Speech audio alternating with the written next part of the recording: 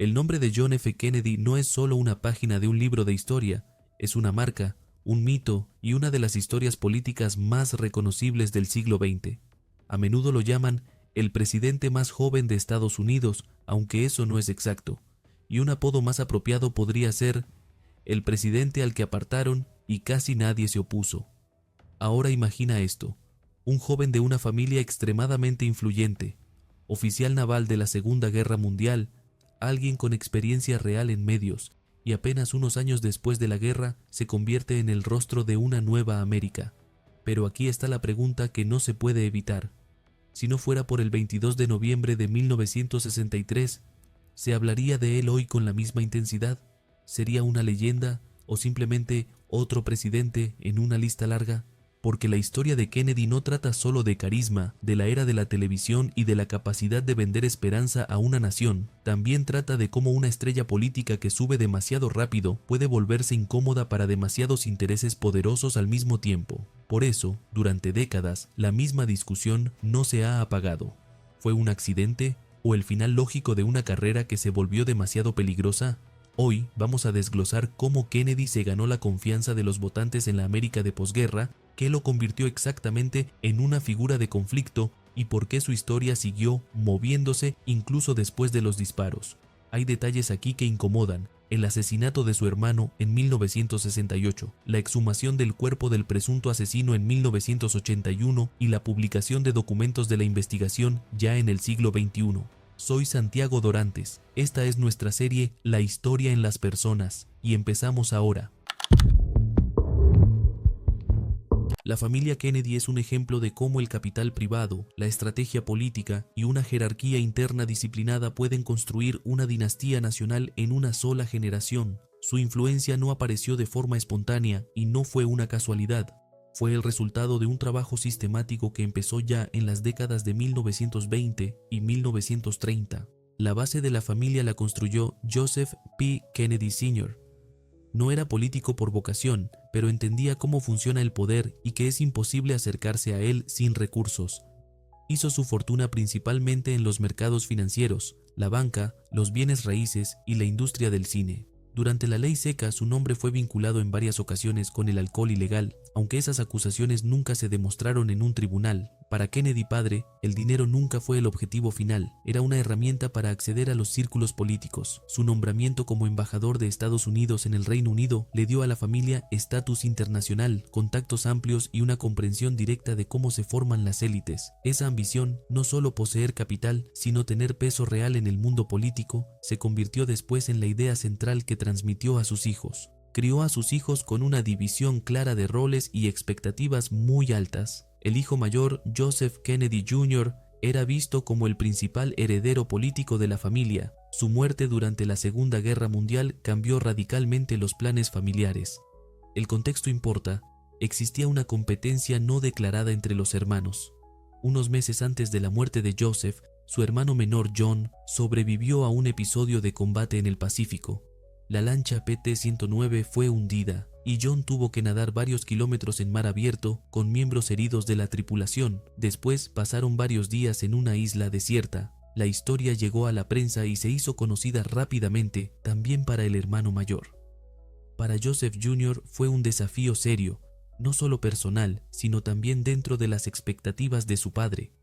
Su deseo de demostrar su importancia se expresó cuando se ofreció voluntario para una misión militar extremadamente arriesgada. En 1944, el avión en el que estaba explotó en el aire por una detonación prematura de explosivos. Tras su muerte, la apuesta política de la familia se colocó definitivamente en John. John F. Kennedy no era un político típico de su época. Tenía problemas de salud serios, pero al mismo tiempo tenía disciplina, educación y una comprensión fuerte de los medios.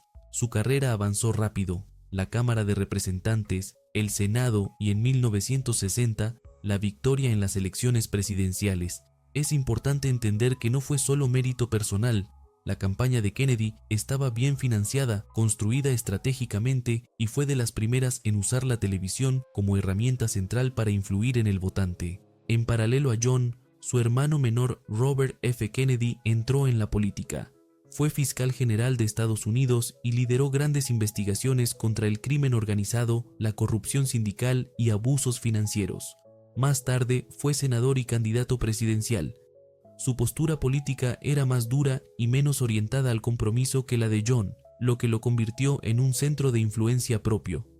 En 1968, 5 años después del asesinato del presidente Kennedy, Robert Kennedy también fue asesinado durante la campaña.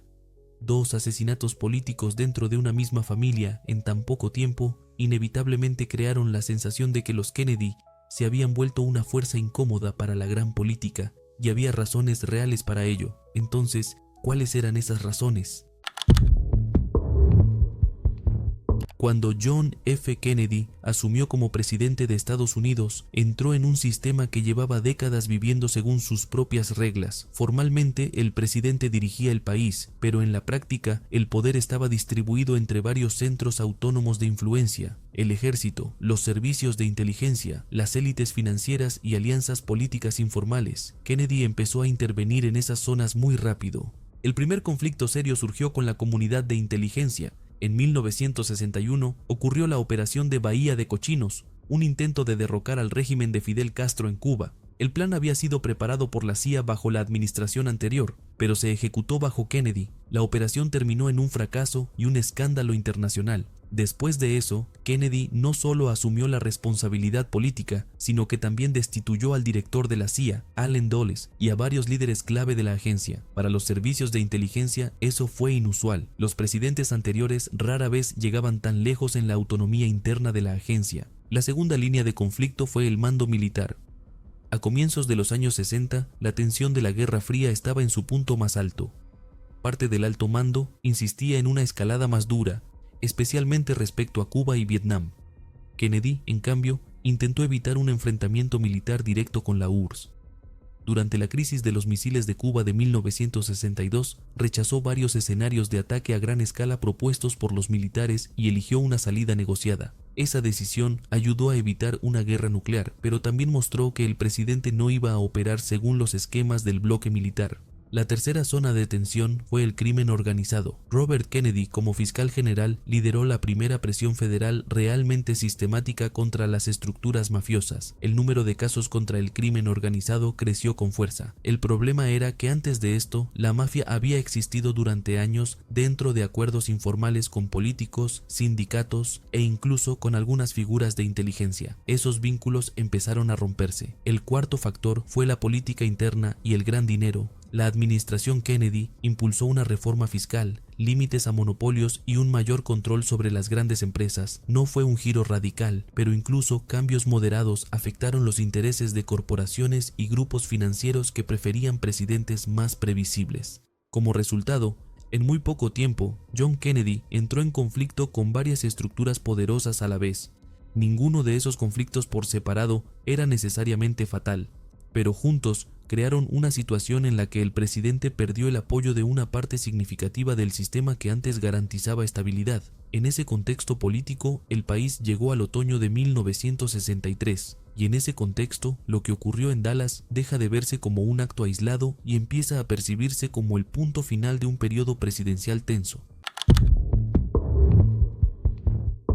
El 22 de noviembre de 1963, John F. Kennedy estaba de visita oficial en el estado de Texas. El viaje tenía un objetivo político: consolidar apoyo antes de la campaña de 1964. Por la mañana, el presidente voló a Dallas con su esposa, el vicepresidente Lyndon Johnson y miembros de la administración. A las 11:50, el avión aterrizó en el aeropuerto Love Field. Unos minutos después, la caravana presidencial salió por la ciudad hacia un centro comercial donde se planificaba un almuerzo oficial y un discurso.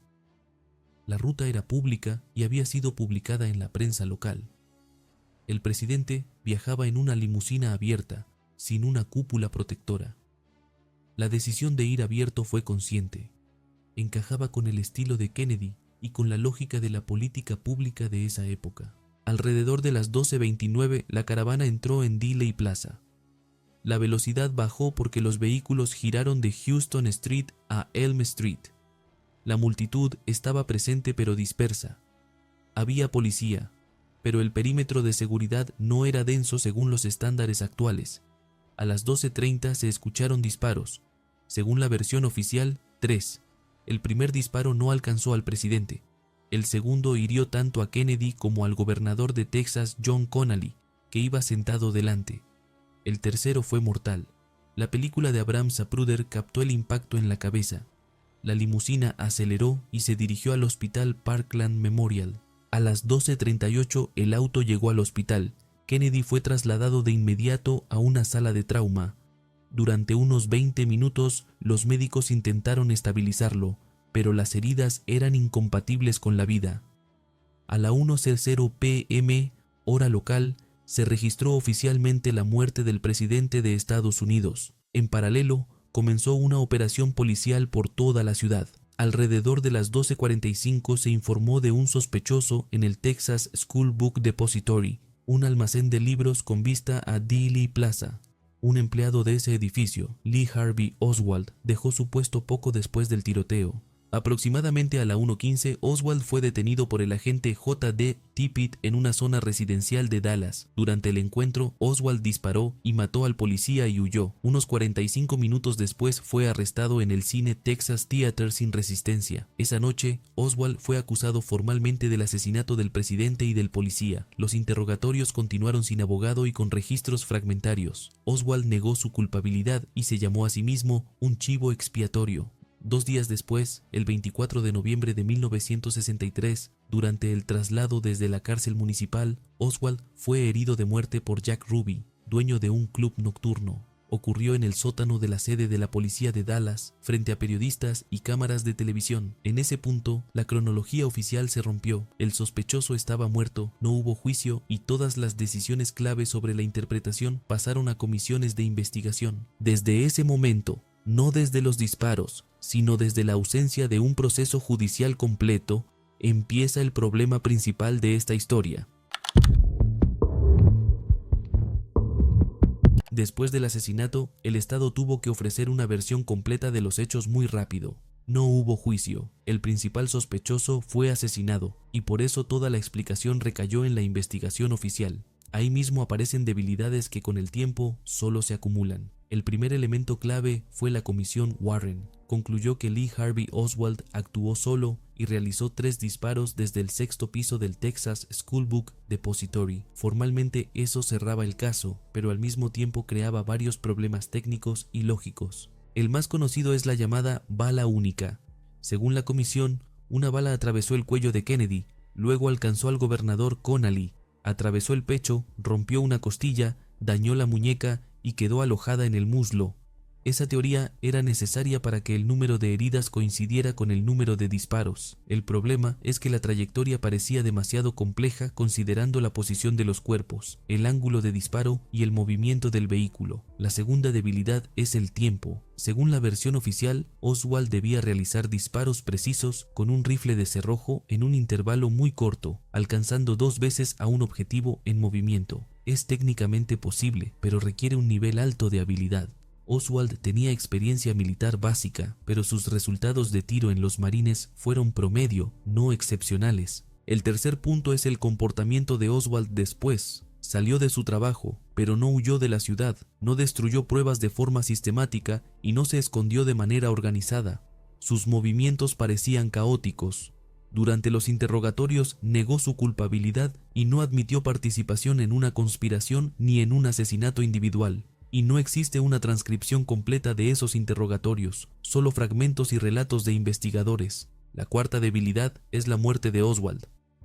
Jack Ruby le disparó en el sótano de la sede policial, un lugar que debía estar altamente protegido. Ruby no era una persona cualquiera. Tenía vínculos con el entorno criminal de Dallas y conocía a policías locales. Su presencia en el sótano, justo en ese momento, nunca fue explicada de forma convincente. El quinto factor es la gestión de pruebas. Parte de las pruebas físicas se perdió o se destruyó, incluidas notas iniciales de médicos, algunos materiales de la autopsia y registros de agencias. El cuerpo del presidente fue retirado de Texas antes de un examen forense completo según las normas locales, lo que ya entonces generó preguntas entre juristas y médicos. También está la cuestión de los testigos. Algunos escucharon disparos desde direcciones distintas, no solo desde el depósito. Algunos testimonios no se incluyeron en el informe final o se minimizaron. Eso no prueba automáticamente una conspiración, pero muestra que la investigación se movía hacia una conclusión predeterminada. Al final, la versión oficial cerró el caso legalmente, pero no lo cerró de forma lógica. La ausencia de juicio, la muerte del sospechoso, lagunas documentales y contradicciones crearon un vacío que solo creció con el tiempo. Ese vacío alimentó décadas de teorías alternativas, nuevas investigaciones y desconfianza hacia las conclusiones oficiales.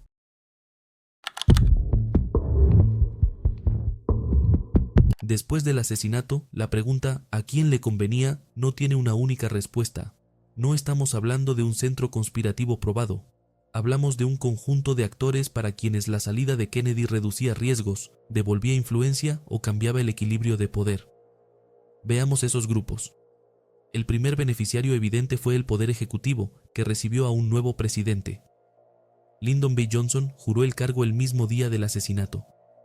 Era un político de aparato, un operador del Senado, un hombre de compromisos.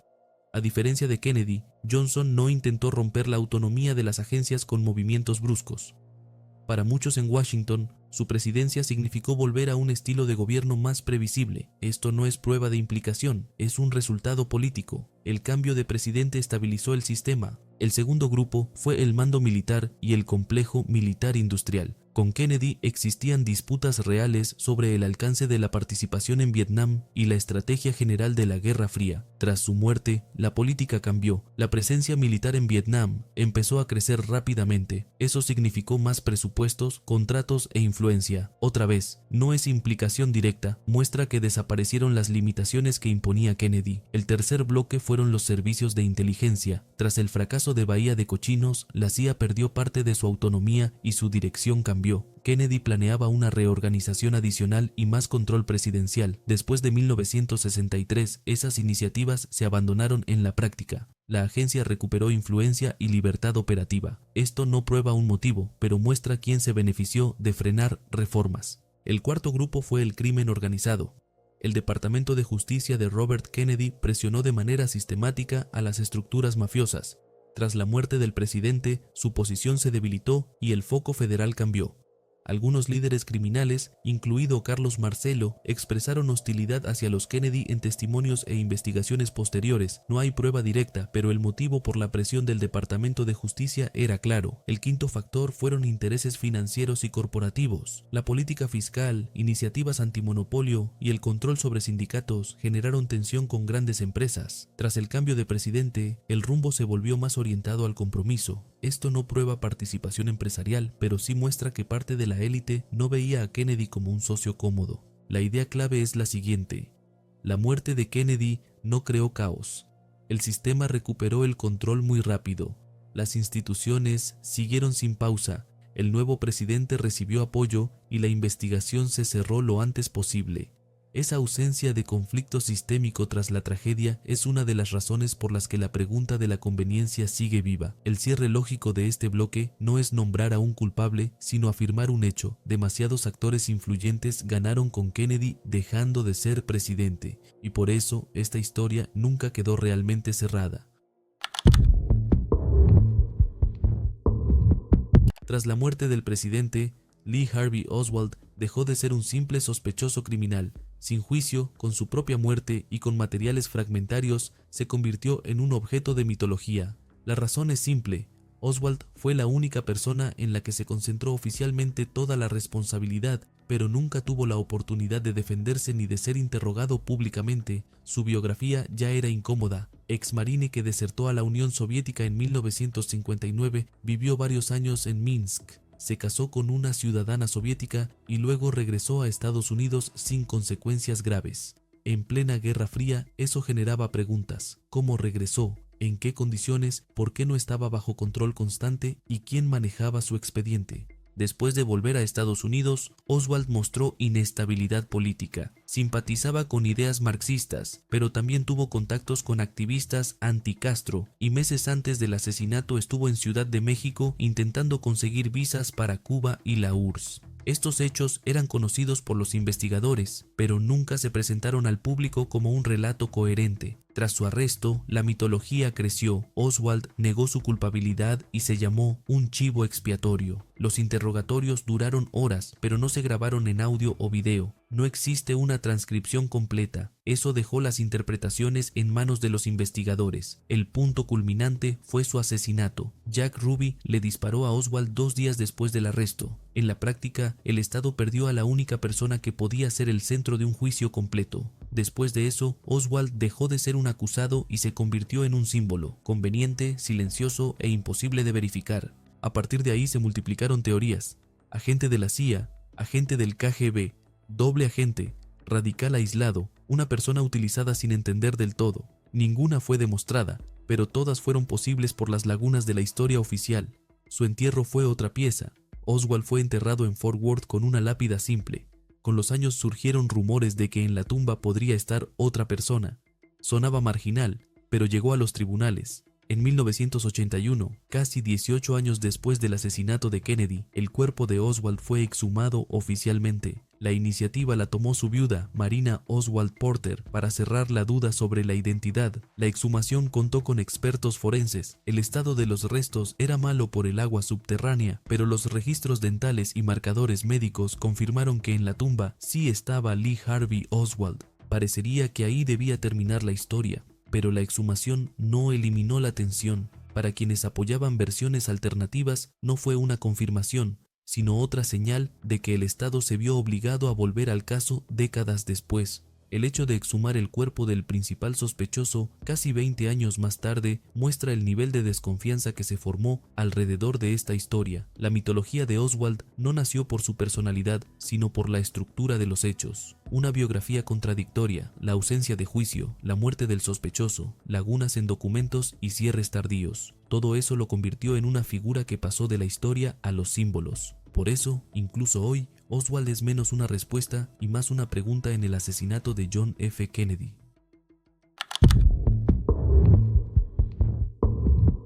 El final de esta historia no ofrece una respuesta lista, y quizá esa sea su característica principal. Conocemos fechas, lugares y nombres. Conocemos la versión oficial, vemos documentos, informes y reconstrucciones, pero cuanto más encajan los hechos, más preguntas aparecen sin una respuesta definitiva. Si el asesinato fue obra de una sola persona, ¿por qué se cerró tan rápido el caso sin un juicio completo? Si Lee Harvey Oswald actuó solo, ¿por qué tenía una biografía tan contradictoria y al mismo tiempo estaba fuera de un control estatal sistemático? Si el Estado estaba seguro de sus conclusiones, ¿por qué volver una y otra vez al caso con nuevas comisiones, desclasificaciones y una exhumación? Ahora, añadamos un eslabón más que a menudo se menciona por separado. 5 años después del asesinato del presidente, su hermano Robert F. Kennedy fue asesinado.